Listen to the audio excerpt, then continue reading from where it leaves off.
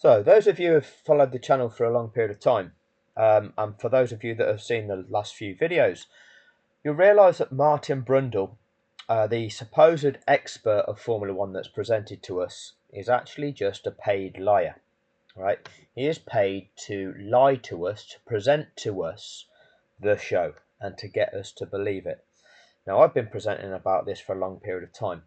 Martin Brundle narrated the Abu Dhabi fix, and I'm going to evidence some of that in this video.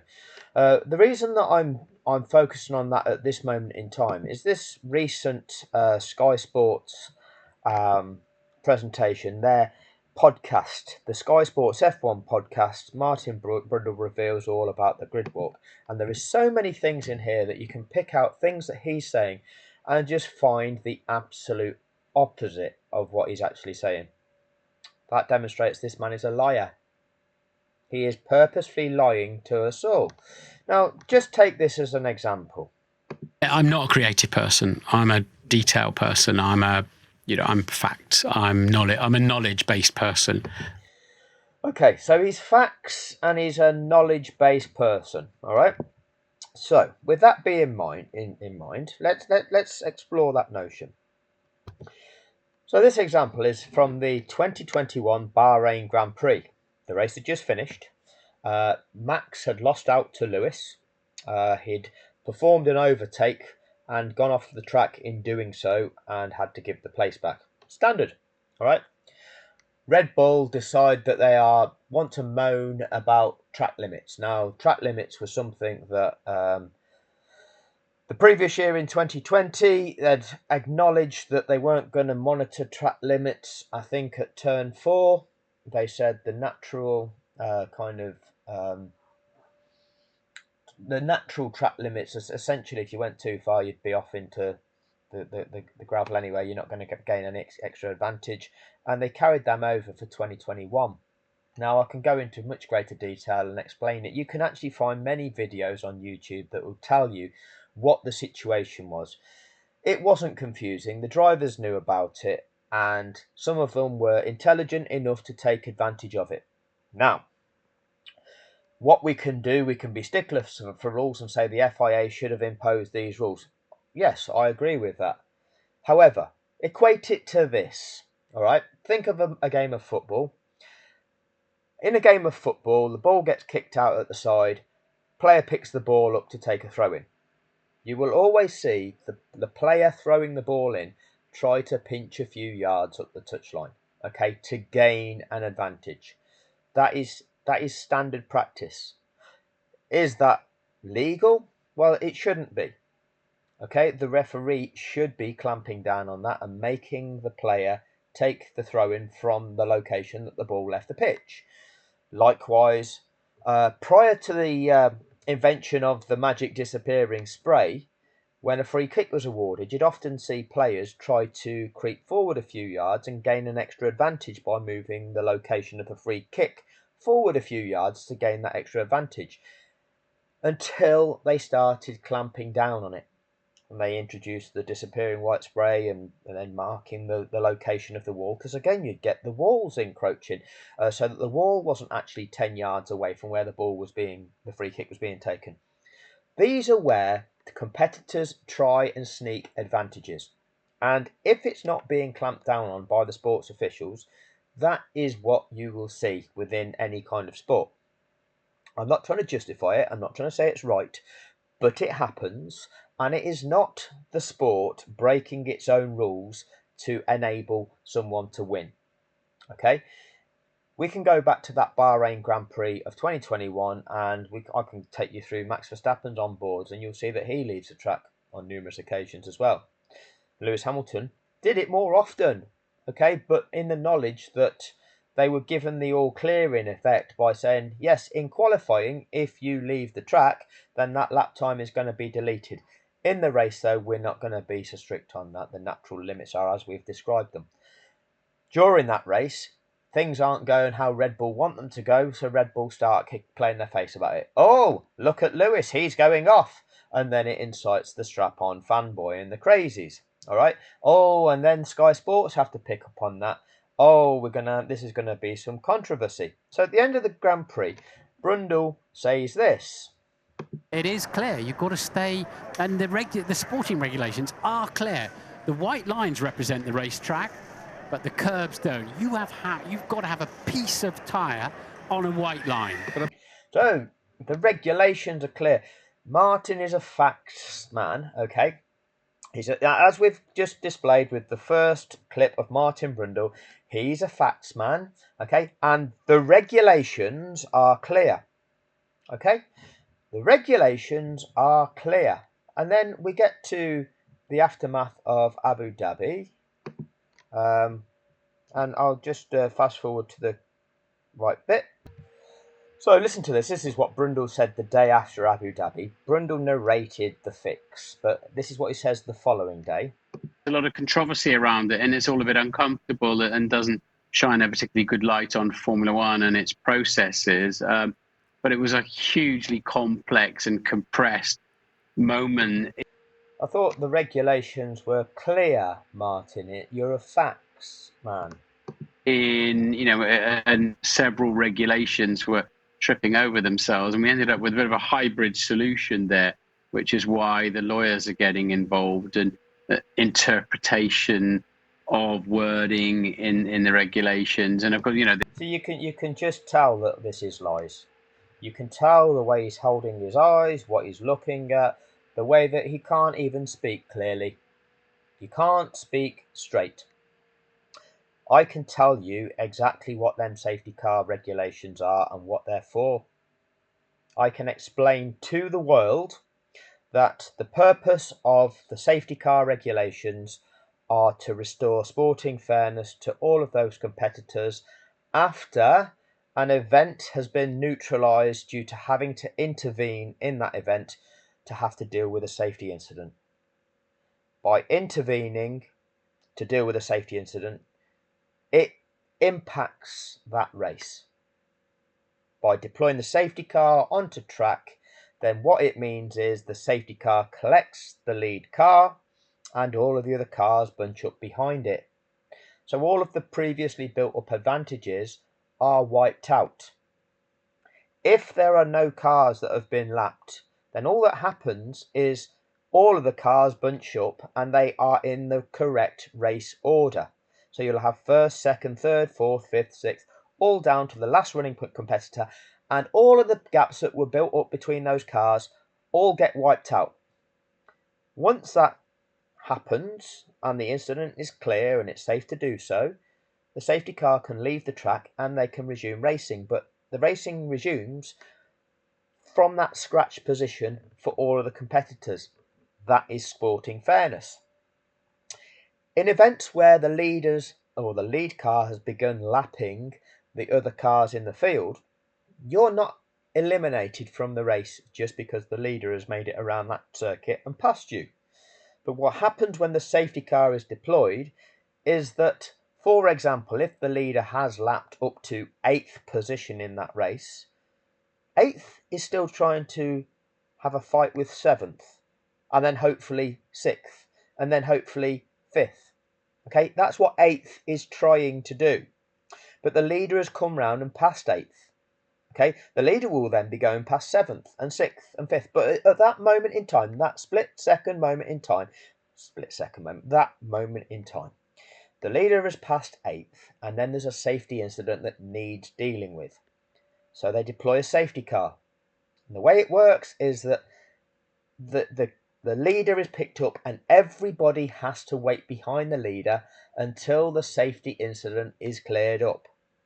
Once it is cleared up, once it's safe, then you have to carry out this procedure, this regulation, whereby the lapped cars that have been held back have to be released and they have to be afforded at least one further lap of that safety car with which to try to make it around that track and catch the back of that safety car snake. And what that does, that restores this snake of cars in the correct race order, first down to the last remaining running competitor, all in the correct race order with all of the previously built up advantages wiped out. That is what it achieves. That is what the regulation is there for. If you've not been on this channel before, you will have not heard it explained like that before. You need to ask the question why that is. I'll give you the answer. This is a show, and what they try to do is keep everybody excited, keep everybody guessing. They keep hyping it up, and they don't explain that simple rule. This is the expert, and he can't do that. Why is that? You need to ask that question. His best explanation for explaining what took place the day before at Abu Dhabi 2021. And this is a regulation. This is something that this sport has been doing since the 2012 season. Abu Dhabi 2021 was the end of the 10th full season where this procedure had to be enacted.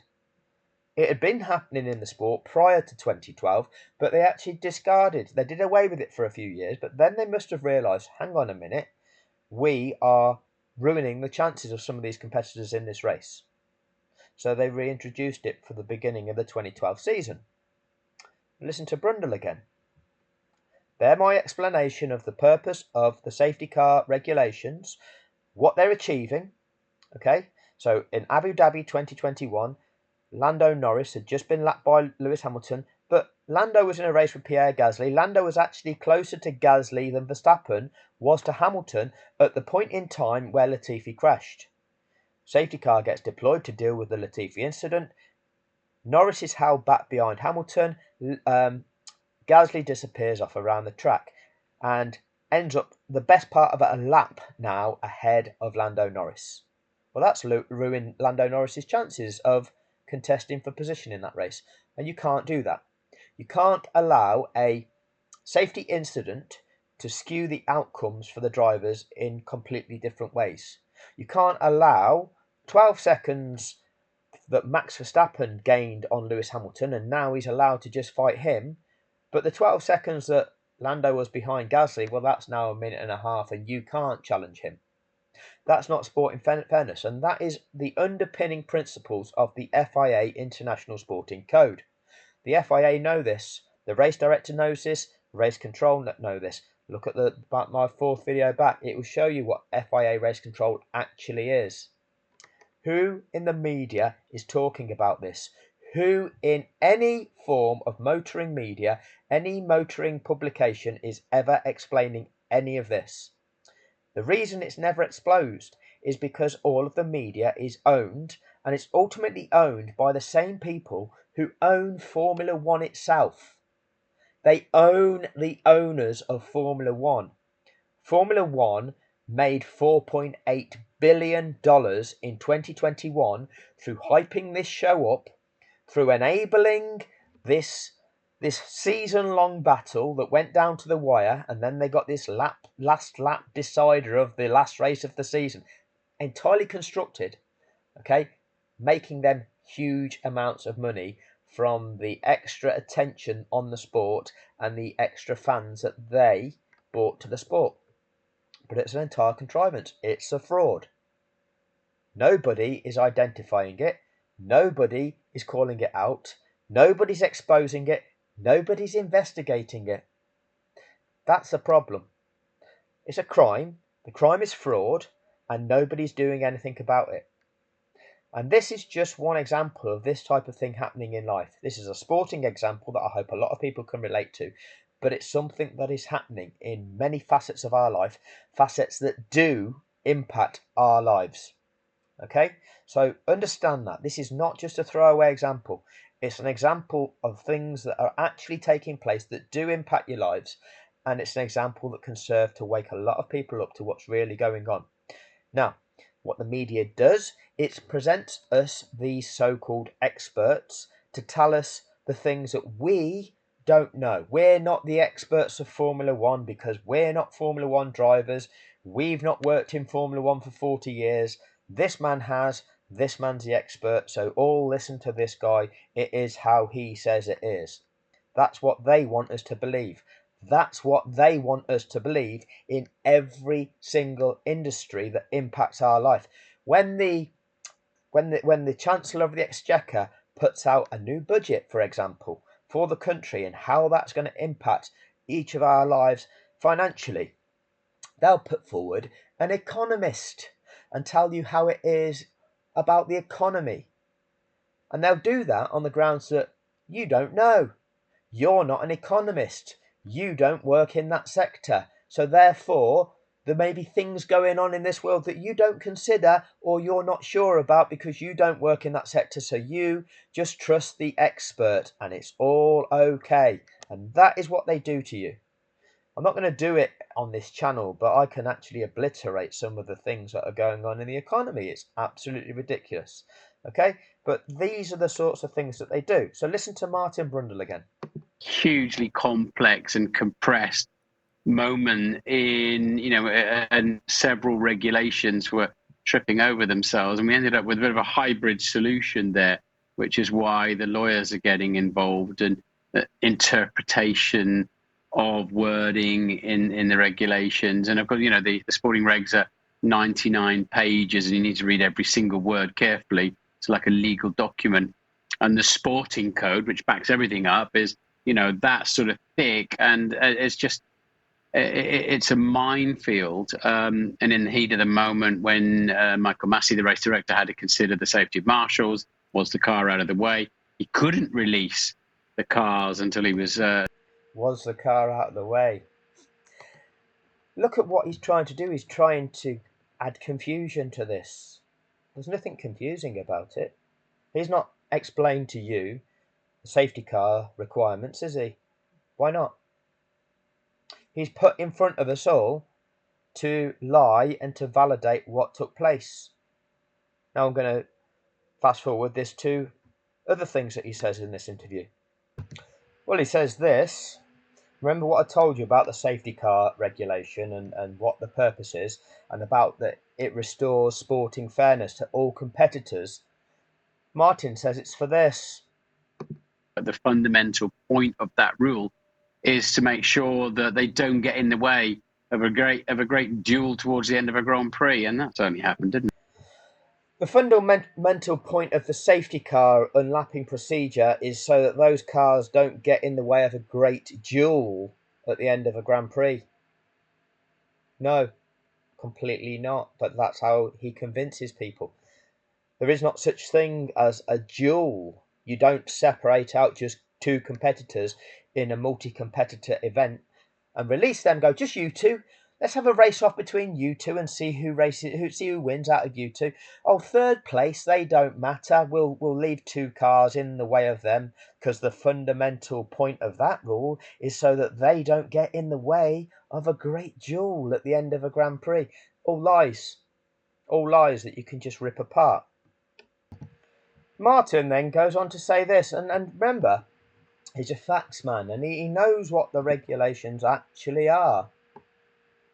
Martin knows what the regulations actually are. And we're going to go back to the Abu Dhabi commentary in a minute. Strictly speaking, the regulations suggest that the safety... The regulations suggest, do they this time, Martin? They only suggest, or are they a statement of procedures that need to be carried out? Are they just suggestions, Martin?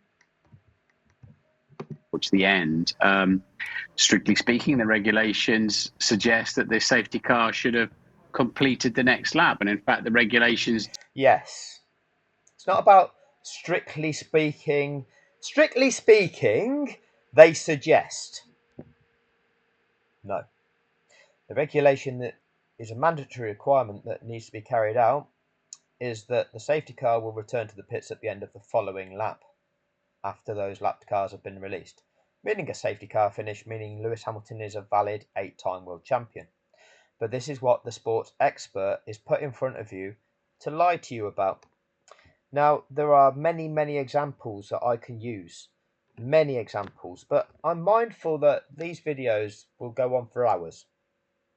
So I need to try and prove my point as concisely as possible. So here goes with the Abu Dhabi commentary. Remember as well, Martin Brundle, in the let me show you which video it is. I believe it's this one. This one here. Martin Brundle at Sky Sports admits to role in Abu Dhabi fraud. Okay, I believe it's that video that I've done of him. But essentially, it's my breakdown of this, which is only the first breakdown I've done of it. Martin is saying that he knows He is aware of the inside information that's going on in Formula One, and he has to basically hide 60 to 70% of it and can't say it on the television. But what it does, it gives him knowledge that enables him to guide his colleagues if they're going off down the wrong track. Now, that is something that Martin Brundle said on this video. You can go and watch that video, or you can watch my video of him actually saying that. And I'm pretty certain that's the one there where it's got Abu Dhabi, I lied. Okay, now, if we go to the Abu Dhabi Grand Prix, I need to go to tracker view on this one. I wonder. So let's just listen to Crofty firstly. Obviously gone off because the brakes, I'm sure, were getting very, very hot, but they've also got to let the lapped cars unlap themselves. Just at the back of my mind, I wonder if we're going to get any racing laps. So Crofty is telling us what the regulations are, because that's what we know that they are. Very hot, but they've also got to let the lapped cars unlap themselves. Just at the back of my mind, I wonder if we're going to get any racing laps in this race. Wait and see. This is what happened to Nicholas Latifi. He was scrapping away with Mick Schumacher. That's not the corner he crashed on, is it? That was earlier on, I think, in the skirmish with Schumacher. They barged wheels, went off the track, would have picked up a bit of dust and debris on his tyres, and then the rear just lets go. Probably dirty tyres from being offline there. So, probably dirty tyres from being offline there. Let's just recap something that Martin said. Let's just recap. 3-lap shootout towards the end. Strictly speaking, the regulations suggest that the safety car should have completed the next lap. And in fact, the regulations do allow for, if it's going to be a safety car finish, in other words, an accident just cannot be cleared away in time, the safety car pulls in the pits, there can be no overtaking. So the glorious shot for the world to see on the TV and the photographers is not. Doesn't matter about the glory shot, Martin.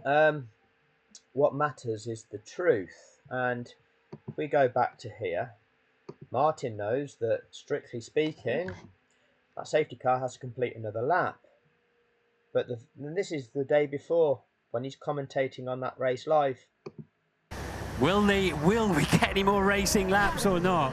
What jeopardy at the end of this Grand Prix, the end of this World Championship. Will there be any more racing laps? If there are,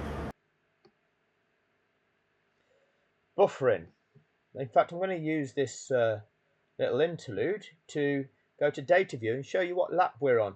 You'll hear the commentary. Then Verstappen has got the tyres to really do something with them. Will they let the lap runners through?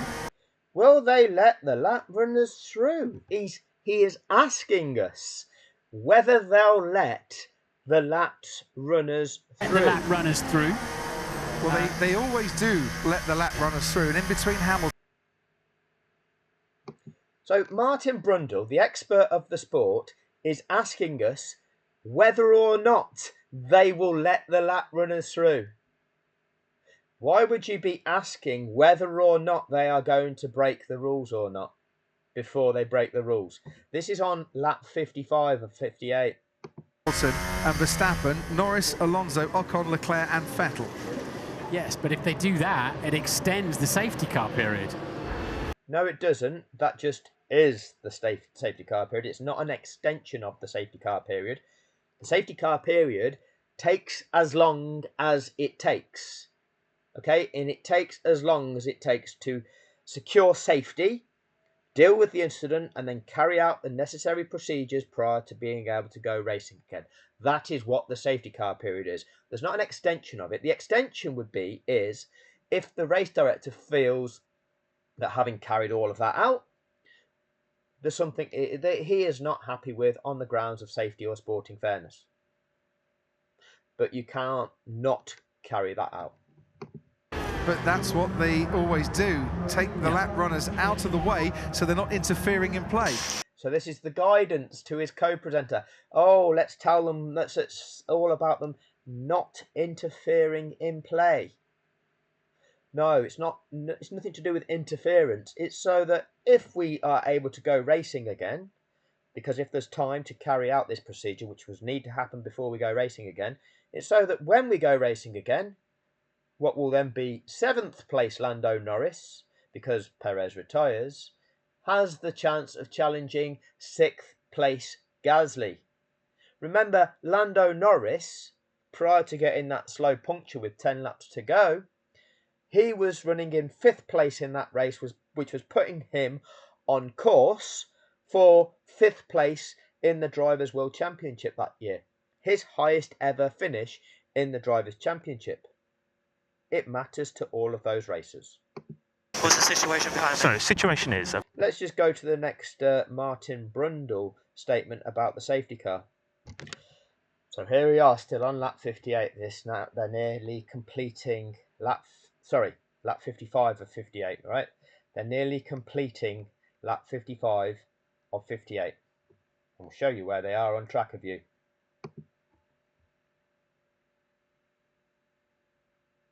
When it transfers over the screen, internet is being diabolical at the moment. Apologies for the wait.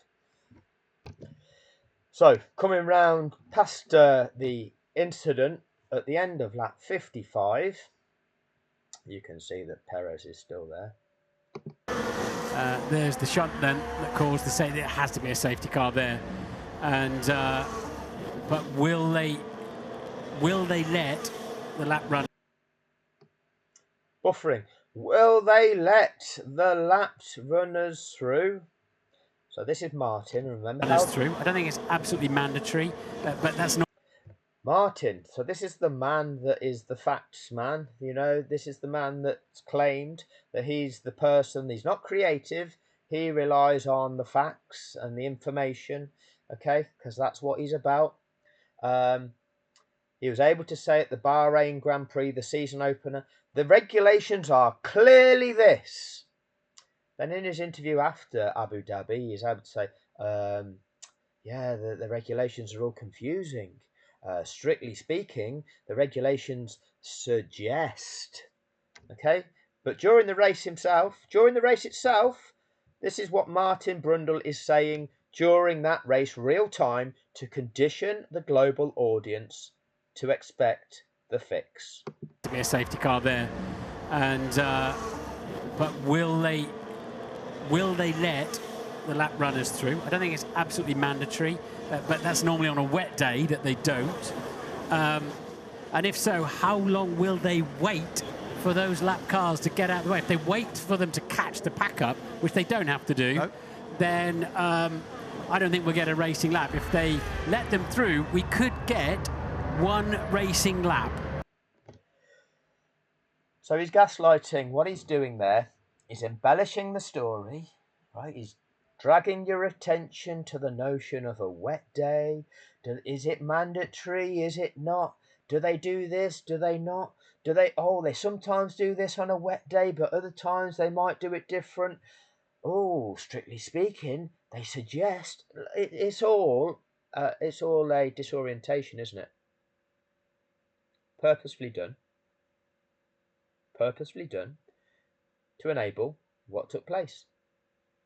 The entire thing is a fraud. The governing body know what those regulations are. The regulations have a purpose. What took place before our very eyes was being conditioned to us by Martin Brundle, the sports commentator, before the FIA broke the rules to enable it. That isn't a conspiracy theory. That is several parties conspiring to make that happen. Understand that. Linked in with the people conspiring to make that happen is F1 TV, who are showing us the images and interjecting with the radio messages that all build that same narrative. Linked in with that is the teams that are taking part of this event all conspiring to be complicit with those regulations being broken to create that ending to that event. That is the entire sport acting corruptly to manufacture the ending of that event. That's what it is. That's not all that Martin Brundle says, but that's what I'm going to finish this video on. Martin Brundle is a criminal. He is a fraud. He's a filthy human being of the worst kind. He is put in front of us to lie to us.